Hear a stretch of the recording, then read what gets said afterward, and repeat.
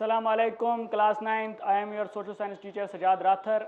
जैसे कि आप जानते हो कि हम पिछले एक लेक्चर से पढ़ते आ रहे हैं इलेक्टोरल पॉलिटिक्स, आपके पॉलिटिकल साइंस का जो 3rd चैप्टर है वो पढ़ रहे हैं। और इससे पहले मैंने बात की थी कि हमारी जो कंट्री है ये डेमोक्रेटिक कंट्री, और यहाँ पर जो इलेक्शंस है वो डेमोक्रेटिक है, डेमोक्रेटिक वे से होते हैं। तो यहाँ पर मैंने एक पॉइंट लिखा है, what makes an election democratic. क्या चीज़ इलेक्शन को डेमोक्रेटिक बनाता है, क्या वो चीज़ें हैं हमारे इंडिया में जिसकी वजह से हम कह सकते हैं कि यहाँ पर डेमोक्रेटिक वे से इलेक्शंस होते हैं। तो मैंने आपको बताया यहाँ पर पहले एक बॉडी है जो इलेक्शंस करवाती है, जिसको इलेक्शन कमीशन ऑफ इंडिया कहते हैं।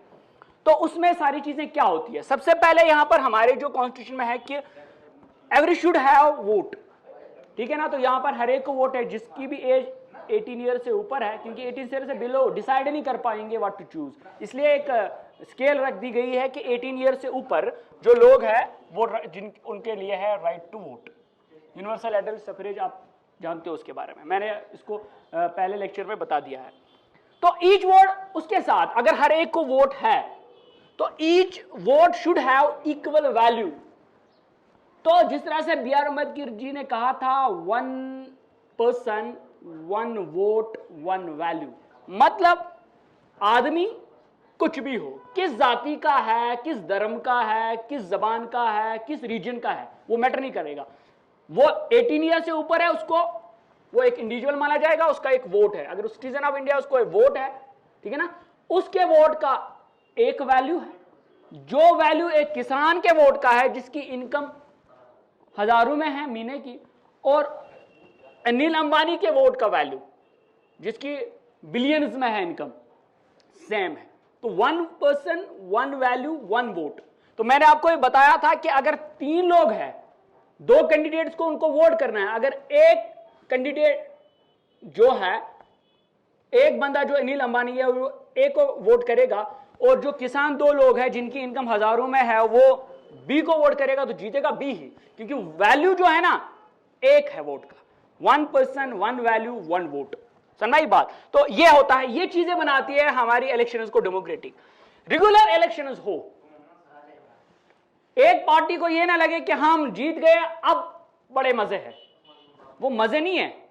उनको पता है कि अगले 5 साल के बाद ना फिर से इलेक्शन होने वाला है, हमने काम नहीं किया ना तो पटकी पड़ेगी हम लोगों को।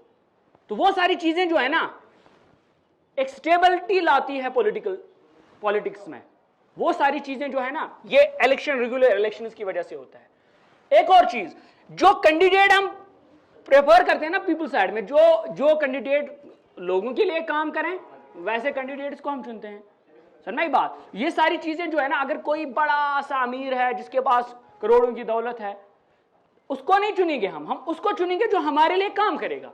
People will decide who will be the elected representative of the people. ये सारी चीजें जो है ना, ये सारी चीजें जो है इलेक्शन को डेमोक्रेटिक बनाते हैं हमारे इंडिया में, समझ बात। अब यहां पर जो पॉइंट है, is it good to have political competition, क्या पॉलिटिकल कंपटीशन होना चाहिए? हाँ, यस, होना चाहिए। क्यों होना चाहिए? देखो, अगर पॉलिटिकल कंपटीशन होगा तो सबसे पहले क्या होगी कि डिसयूनिटी होगी लोकेलिटी में, कि एक लोकेलिटी के है 4 कैंडिडेट्स उठ गए, समझ बात। तो लोकेलिटी के पीपल जो है ना, कोई एक कैंडिडेट को सपोर्ट करता है, कुछ दूसरे को, कुछ तीसरे को, कुछ चौथे को, तो क्या होगा? Disunity in the locality. तो आप देखते ही हो कि जब भी इलेक्शन होते हैं तो हमारे कश्मीर में ना बड़ी कांगड़ियां टूटती है उस टाइम पे। यहाँ पर बड़े लोगों को एक दूसरे को ताने कसते रहते हैं, एक दूसरे के झगड़े रहते हैं। ये सारी चीजें तो है, ये डिसमेरिट है, डिमेरिट है, डिसएडवांटेज है, लेकिन साथ में क्या है? साथ में एडवांटेजेस भी है। डिसएडवांटेज ये है कि डिसयूनिटी होगी लोकेलिटी में, सुनाई बात। क्या होगा कि लोग एक दूसरे के साथ लड़ेंगे, सुनाई बात, लोग एक दूसरे पे ताने कसेंगे, और जो पॉलिटिकल पार्टीज होगी, अगर ये ना होगा तो ये पॉइंटलेस है। फिर इलेक्शन, जब कंपटीशन नहीं है तो फिर इलेक्शन का मतलब क्या? अगर आपको किसी को एक बंदे को लाना है विदाउट कंपटीशन, फिर उसको इलेक्शन हमें क्यों बोल रहे वोट कर लो? क्योंकि पता होना चाहिए कि ये जो कैंडिडेट्स है, 4 कैंडिडेट्स है, हम ये डिसाइड करेंगे नहीं सबसे बेहतर कैंडिडेट क्या है। तो वो भी अपने आप को ना उस लेवल पे लाने की कोशिश करेंगे, क्योंकि वो जाएंगे कि व्हाट द पीपल नीड, तो ये सारी चीजें तब पॉसिबल है जब कंपटीशन हो। अगर विदाउट कंपटीशन है तो फिर इलेक्शन पॉइंटलेस है, फिर इसका कोई मतलब तो है नहीं। तो वो सारी चीजें तो होती है कि डिसयूनिटी होती है लोकेलिटी में, लोग एक दूसरे से झगड़ते हैं, ताने कसते हैं, बाकी सारी चीजें होती हैं। और जो पॉलिटिकल पार्टीज होती है वो डिटी ट्रिक्स यूज करते हैं इलेक्शन जीतने के लिए, एक दूसरे को ताने कसते हैं, बोलते हैं उसने खराबी की है, वो पार्टी उस पर ताने कसती है, उन्होंने खराबी की है, समझ बात, एलिगेशन लगते हैं, बाकी सारी चीजें, जिसको हम कहते हैं पार्टी पॉलिटिक्स होती है। तो वो हमारे इंडिया में बड़ा एक टर्म है पॉलिटी पॉलिटिक्स। तो वो सारी चीजें सारे लोग जानते हैं यहां पर जो है ना इंडिया में पॉलिटी जो है पार्टी पॉलिटिक्स होती है। एक पार्टी दूसरी पार्टी को नीचा करने के लिए कुछ ट्रिक्स अपनाती है, दूसरी पार्टी को नीचा दिखाने के लिए कुछ ट्रिक्स अपनाती है। जो अपोजिशन पार्टी है वो हर इस ताड़ में रहती है कि कब रूलिंग पार्टी को गिराएं, कब उनसे गलतियां हो जाए हम पकड़ लें। वो सारी चीजें जो होती है ना यहाँ पर जो है पार्टी पॉलिटिक्स, वो सारी चीजें डिमेरिट्स है, ये हम मानते हैं। लेकिन फिर मेरिट क्या है? क्या is it good to have political competition? हाँ, मैं समझता हूं ये बड़ा जरूरी है। क्यों? क्योंकि अगर ये सारी चीजें नहीं होगी तो मैं आपको एक बताता हूं एक चीज, तो अगर यहां पर ये सारी चीजें नहीं होगी, अगर कंपटीशन नहीं होगा तो फिर क्या फायदा है इलेक्शंस का? इलेक्शंस का कोई फायदा तो रहेगा नहीं। लेकिन जब ये कंपटीशन होते हैं, ये ट्रिक्स अपनाते हैं, पॉलिटिकल इंसेंटिव्स जो है उनके अपने एक पॉलिटिकल इंसेंटिव्स होते हैं कुछ पॉलिटिकल लीडर्स के। जिस तरह से हम किसी प्रोफेशन में जाने के लिए ना, हम हर वक्त क्या चाहते हैं? हम हर वक्त ये चाहे कि हमें तरक्की हो। किसी भी प्रोफेशन में आप जाओगे तो आप वहां पर क्या, आप नीचे आना चाहते हो और ऊपर जाना चाहते हो। हम हर वक्त एक ह्यूमन नेचर रहेगा कि मैं जिस भी प्रोफेशन में हूं उसको मैं ऊपर ले जाऊं। ये जो पॉलिटिकल लीडर्स होते हैं ये भी उनका भी एक तरीके से ये प्रोफेशन बन जाता है, और ये हर वक्त चाहते हैं कि ये जीत जाएं और हर वक्त पॉलिटिक्स में रहें, उससे बाहर ना रहें। उसके लिए ये कुछ चीजें करते हैं, पॉलिटिकल ट्रिक्स करते हैं, समझ बात। लेकिन अब यहां पर बात आती है कॉन्स्टिट्यूशन की। ये सारी चीजें तो होती है। अगर मैं समझता हूं कि नहीं, पॉलिटिकल कंपटीशन होना चाहिए, इलेक्शंस होने चाहिए, सारे लोगों को हक होना चाहिए आकर कंपटीशन लड़ें, अगर कोई उनको वोट करें तो वो आकर लड़ें इलेक्शन, तो ये सारी चीजें होनी चाहिए। हाँ, होता है डिसयूनिटी इन लोकेलिटी, लड़ाइयां होती है, झगड़े होते हैं, पार्टी पॉलिटिक्स होती है, बहुत सारे गंदे ट्रिक्स अपनाते हैं बहुत सारी पार्टीज किसी दूसरी पार्टी को नीचा करने के लिए कंपटीशन। और बहुत सारे लोग जो है ना, ये पॉलिटिकल फायदा, जब भी लोगों की भीड़ होती है तो वो वहां पर जाकर पॉलिटिकल फायदा उठाने की कोशिश करता है, या थोड़ा सा भी गलती क्यों ना हो, रनिंग गवर्नमेंट जो चलाती है गवर्नमेंट, थोड़ी सी छोटी सी गलती क्यों ना हो वो पकड़ लेते हैं, तो लोगों के सामने उसका डंडोरा पीट देते हैं उस पॉइंट का। ये सारी चीजें तो होती है कि political, it gives political incentives to the some political leaders. तो वो उसमें फायदा उठा लेते हैं कि अगर गवर्नमेंट से चूक हुई हो तो मैं जाता हूं और मैं बोलता हूं देखो यहां पर क्या हुआ, ये देखो गवर्नमेंट ने क्या किया, आप गवर्नमेंट को क्यों आपने वोट किया था, क्यों ऐसी गवर्नमेंट को चुना था जो आपके लिए सही नहीं करती है। वो सारी आप मुझे देखो, मैं यहां पर आया, मैं आपके साथ हूं, मैं आपके साथ खड़ा हूं, हम लड़ेंगे गवर्नमेंट के खिलाफ, हम करेंगे वो, तो वो अपना पॉलिटिकल फायदा उस वक्त उसमें ले लेता है। हाँ, ये सारी चीजें तो सच है। लेकिन हमारे कॉन्स्टिट्यूशन ने क्या किया? हमारे कॉन्स्टिट्यूशन को यह पता था कि ये प्रॉब्लम्स तो होगी, लेकिन इलेक्शन होना जरूरी है। प्रॉब्लम ये सारी तो है, ये तो क्योंकि everything has its own merits and demerits. ये है नहीं कि हर चीज का सिर्फ मेरिट से होता है, डिमेरिट नहीं होता है। हर चीज का मेरिट एंड डिमेरिट होता है। लेकिन हमारा कॉन्स्टिट्यूशन ये चीज जानता था कि ये सारी चीजें अगर हम करेंगे, अगर हम इलेक्शन लड़ेंगे, अगर हम पॉलिटिकल कंपटीशन रखेंगे, तो ये सारी प्रॉब्लम्स तो होगी ही। डिसयूनिटी होगी लोकेलिटी में, पॉलिटिक्स होगी, डिटी ट्रिक्स अपनाएंगे, सन्नाई बात, बहुत सारे लोग जो है पॉलिटिकल फायदा ढूंढने की कोशिश करेंगे, ये सारी चीजें होगी। लेकिन उन्होंने जब ये सारी चीजें की, उनको पता था कि हम कैसे लोगों पे लगाम लगाएंगे। लोगों पे ये जो पॉलिटिकल लोग हैं, ये भी एक तरह से प्रोफेशनल लोग होते हैं। ये भी चाहते हैं कि वो भी हर वक्त उस कुर्सी पर रहे जिस कुर्सी पे वो बैठे हुए थे 5 साल, वो नहीं चाहेंगे। लेकिन उनको पता है कि ये कुर्सी पे बैठना क्या है, ये इम्पॉसिबल है तब तक जब तक ना हम काम करके दे लोगों को। Work is necessary. तो ये वर्क इज नेसेसरी ना, ये पॉइंट जो है ना, ये पॉइंट, ये पॉलिटिकल जो है ना, ये कंपटीशन को बरकरार रखेगा। ये इलेक्शन जो है ना, इसकी इंपॉर्टेंस को बरकरार रखेगा। क्यों? क्योंकि ये सारा जो वर्क है ना, ये पॉइंट जरूरी है। क्योंकि लोग 5 साल में आपने क्या किया ना, लोग आपसे उस दिन पूछेंगे ना, तो तुमने 5 साल के बाद किया क्या। वो सारी चीजें जो है ना, पावर मैंने लोगों के हाथ में ही दिया है, क्योंकि आप डटी पॉलिटिक्स करो, आप पावर में आ जाओ, लेकिन पावर में आने के बाद आपको अगर बाकी सारी चीजें आप गलत कर रहे हो तो एक काम तो आपको करना है सही, वो है कि लोगों के लिए आपको काम करना पड़ेगा। आप लोगों के लिए काम नहीं करोगे तो आपको फटकारियां पड़ेगी इलेक्शन में, आपको गिरा दिया जाएगा, आपको नहीं दिया जाएगा एक और चांस। जिस तरह से आप रहना चाहो तो हर एक बार, तो ये सारी जो ये डर होता है ना, कुर्सी का डर, एक प्रोफेशन का डर, जिस तरह से हम किसी प्रोफेशन में होते हैं, हम क्या चाहते हैं, सीढ़ियां ऊपर चढ़े या नीचे आए, हम चाहते हैं कि ऊपर ही जाएं। अगर मैं आज इस लेवल पे हूं, कल मैं यहां लेवल पे आना चाहता हूं, फिर यहां उससे ऊपर जाना चाहता हूं। यही चीजें, यही जो नेचर है ना पॉलिटिकल लोगों का भी होता है। वो भी चाहते हैं कि वो आज अगर एमएलए बने हैं तो कल वो मिनिस्टर बने, फिर वो सीएम बने, या कोई एमपी बनता है वो मैं मिनिस्टर बनूं, फिर आगे जाकर मैं कुछ और बनूं, तो हर वक्त मैं पावर में रहूं। वो पावर जो है ना, वो उसकी जो सोच होती है ना, पावर की सोच, वो चीजें उसको करवाती है, वो चीज उसको लेगी यहां पर, वो लोगों का काम करेगी। क्यों? क्योंकि अगर वो ये पावर तो रहेगा वो 5 साल के बाद, लेकिन उसको सिर्फ 5 साल के लिए पावर नहीं चाहिए, उसको पावर चाहिए हमेशा के लिए। तो हमेशा के लिए पावर करने के लिए ना उसको चाहिए, वो करेगा वर्क फॉर द पीपल। वो ये सारी चीजें जो है ना, हमारा जो मैंने बताया था कि क्यों जरूरी है पॉलिटिकल कंपटीशन।